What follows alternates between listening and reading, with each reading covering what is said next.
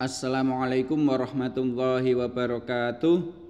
Para guru PAI baik di SD, SMP maupun SMA sederajat, utamanya bagi penerima tunjangan profesi guru tahun 2022. Berikut ini saya sampaikan berkas yang perlu diunggah pada akun Siaga dan juga besaran tunjangan profesi untuk tahun 2022 bagi guru PAI.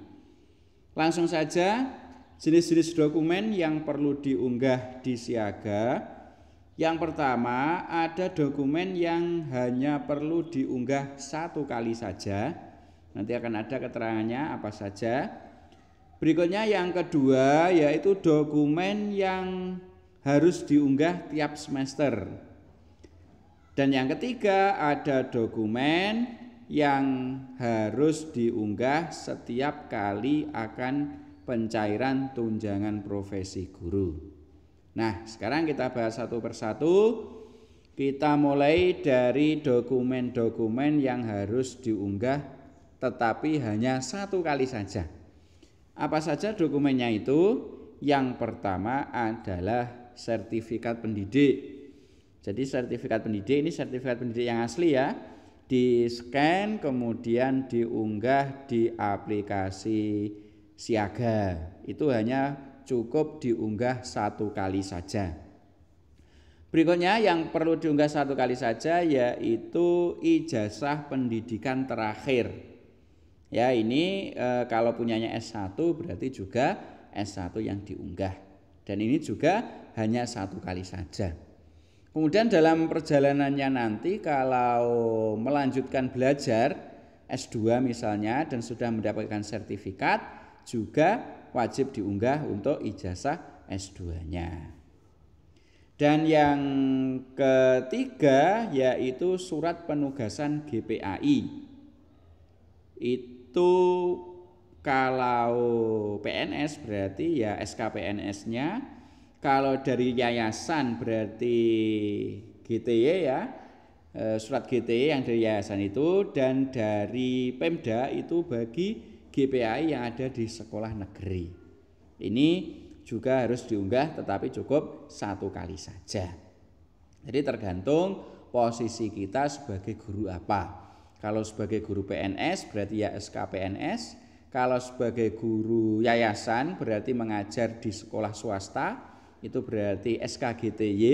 Kalau sebagai guru honorer yang ada di sekolah negeri berarti mengunggah SK yang dari Pemda.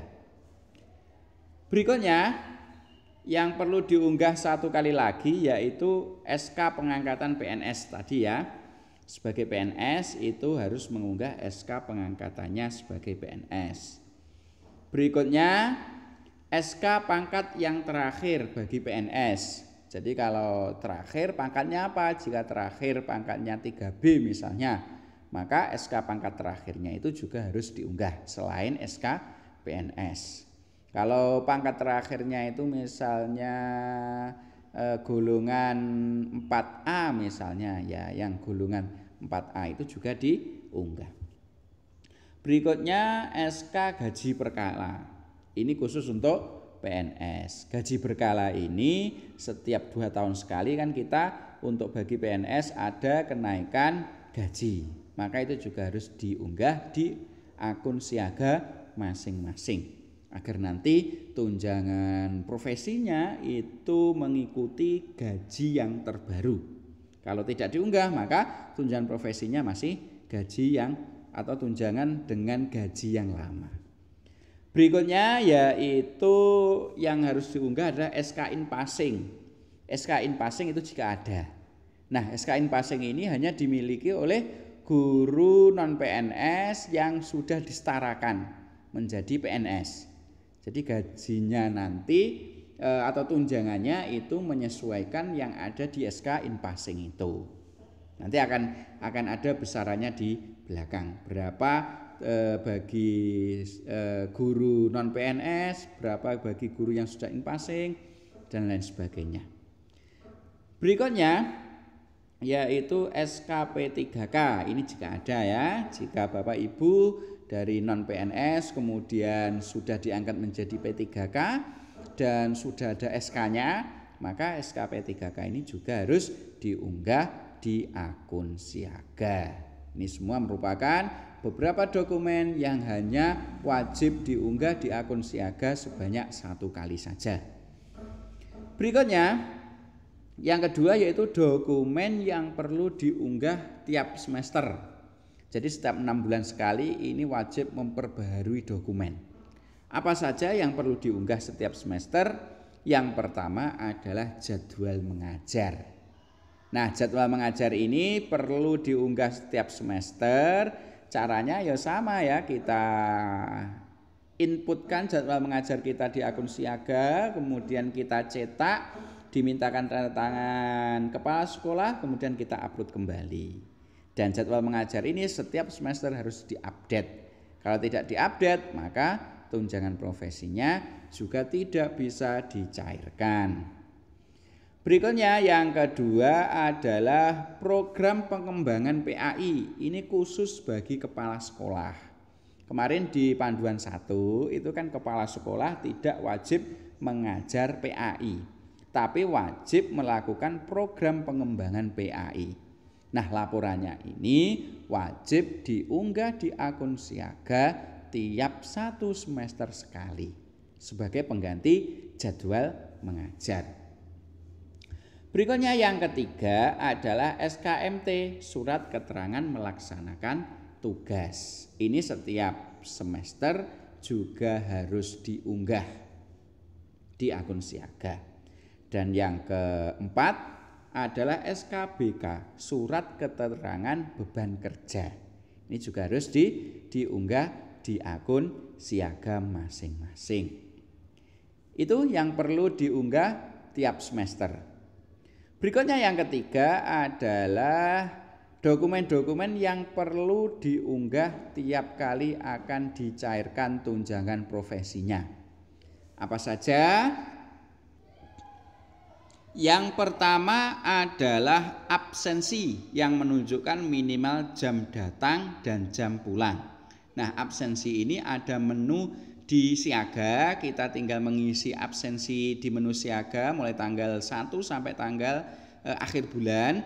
Setelah itu dicetak, kemudian dimintakan tanda tangan, kemudian diupload lagi. Itu setiap kali pencairan absensi ini harus sudah terunggah semua pada bulan-bulan yang akan dicairkan.